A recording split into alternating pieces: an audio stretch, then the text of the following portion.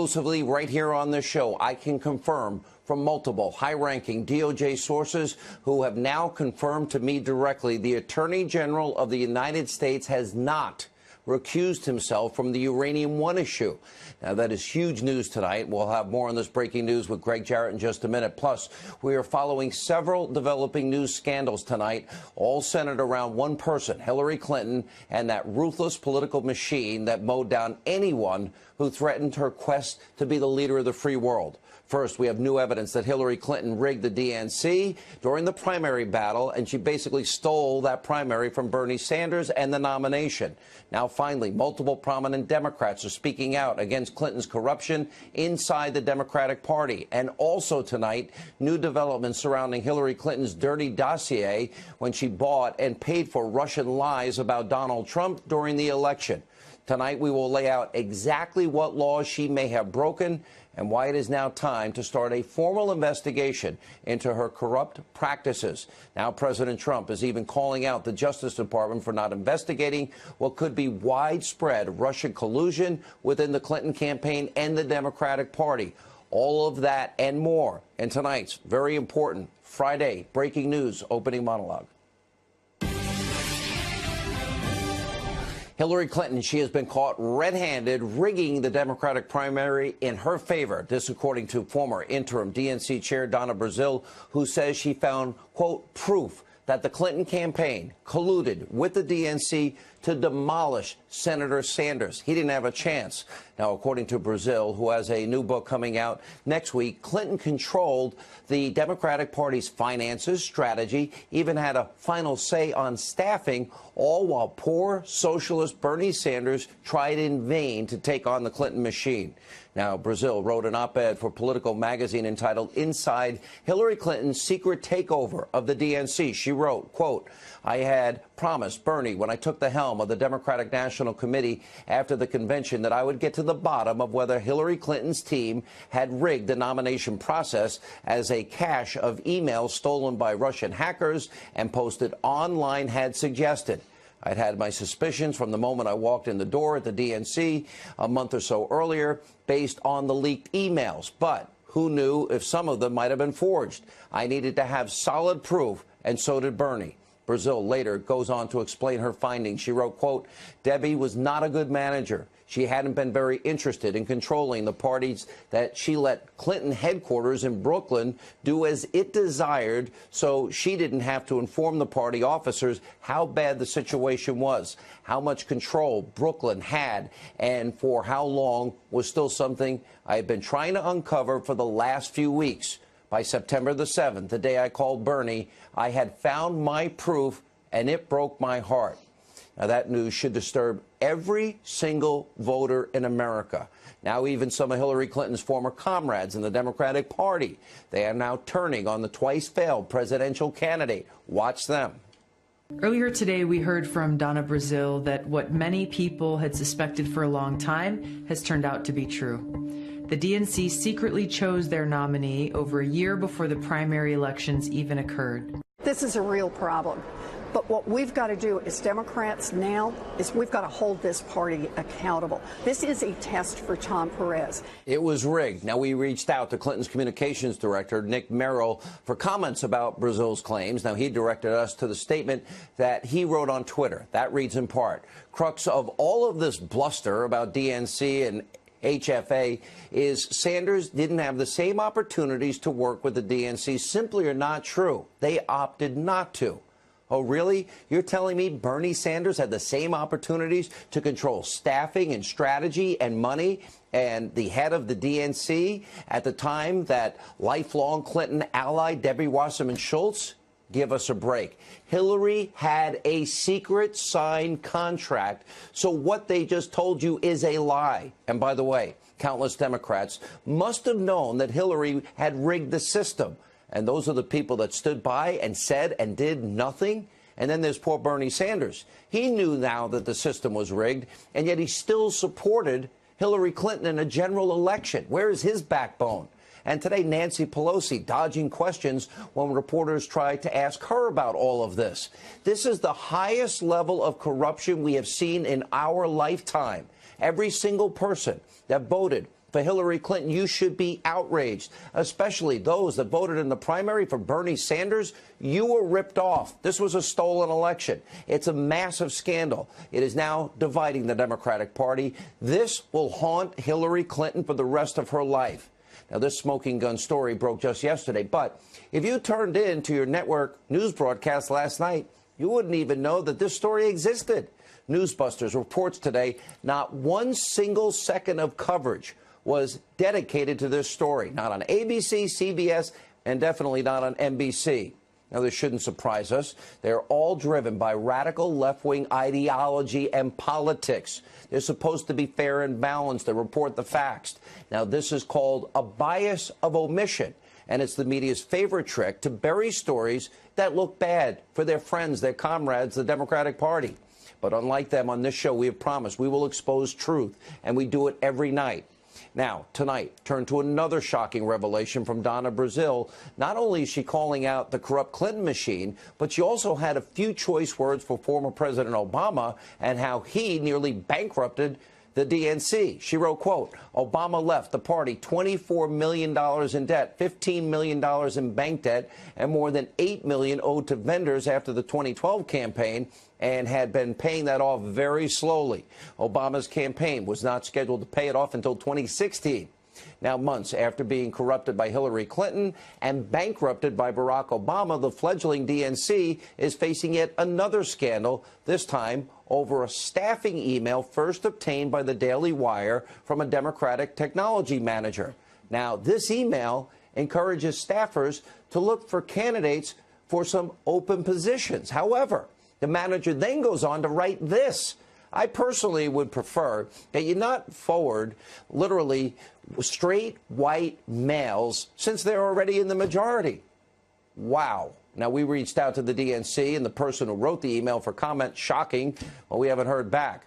This is just one more example of the Democratic Party. They pretend that they're an inclusive party for everybody, all while actively now proving discrimination against people. And also tonight, new developments in the real Russia collusion story. And, of course, I'm talking about the anti-Trump Russian dossier, bought and paid for, we now know, by the Clinton campaign and created by a former foreign spy using false Russian intelligence, all designed by Hillary Clinton, her campaign, to use false Russian intelligence to now steal the general election, just like she stole the primary from Bernie. And that's not all. The Clinton campaign funneled the funding of this document through a third-party source in order to cover their tracks. But Hillary Clinton, she wants all of us to think this is a non-story because the dossier didn't come out until after the election. Watch this.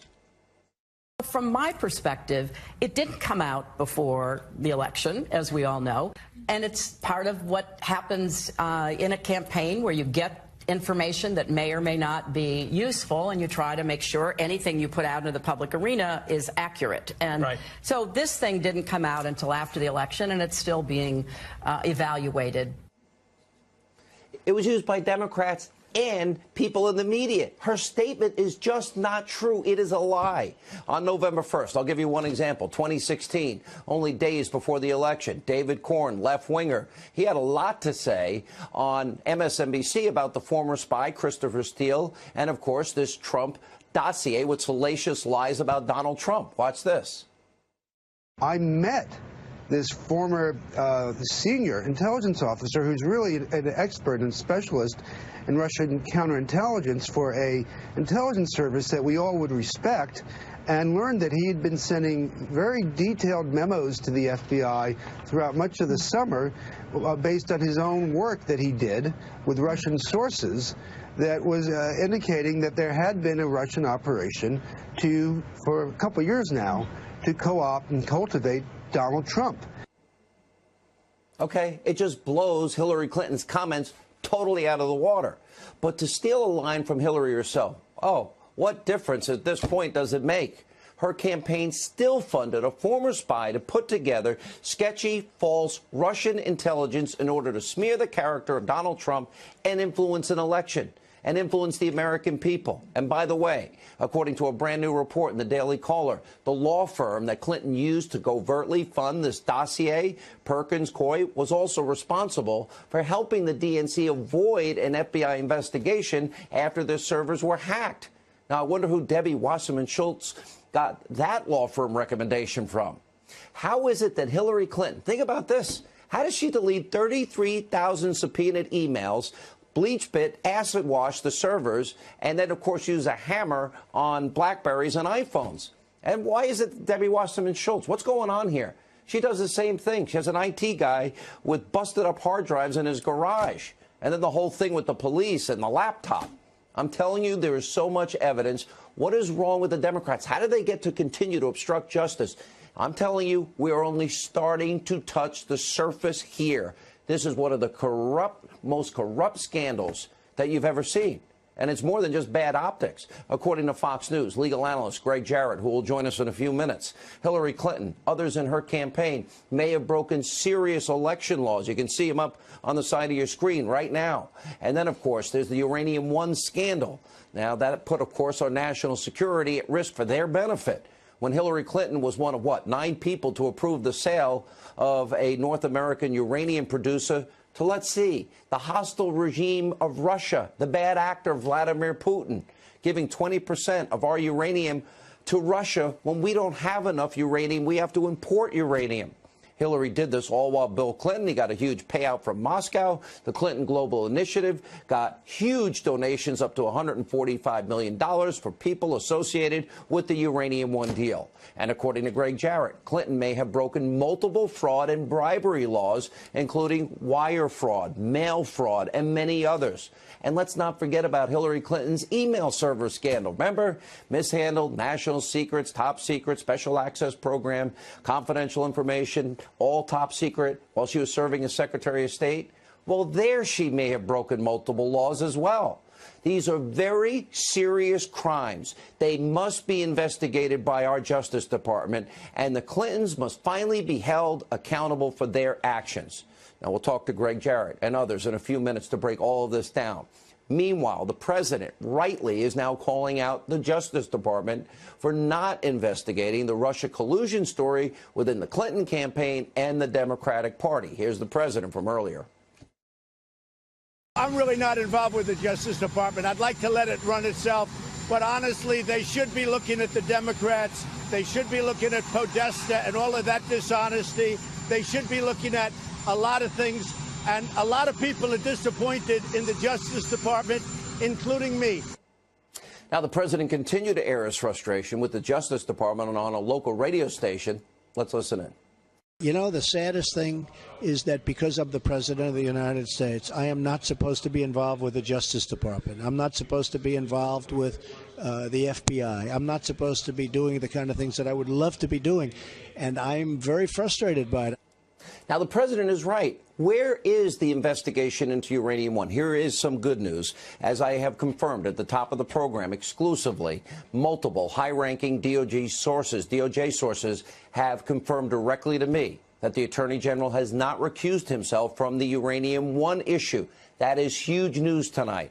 Now, where is the investigation into the Clinton takeover of the DNC? Where's the investigation into the Clinton-funded fake Russian news so-called dossier with lies and salacious materials to propagandize the American people before an election? So we need to know, where's the Justice Department on all this? Will there be equal justice under the law, as we have been saying we need in this country?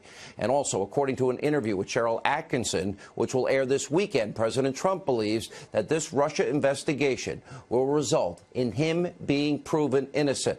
Finally, I want to end with some good news tonight, which, by the way, you will never hear in the mainstream media because all they care about is delegitimizing this presidency of Donald Trump. All they talk about is Russia, Russia, Russia for a year with no evidence.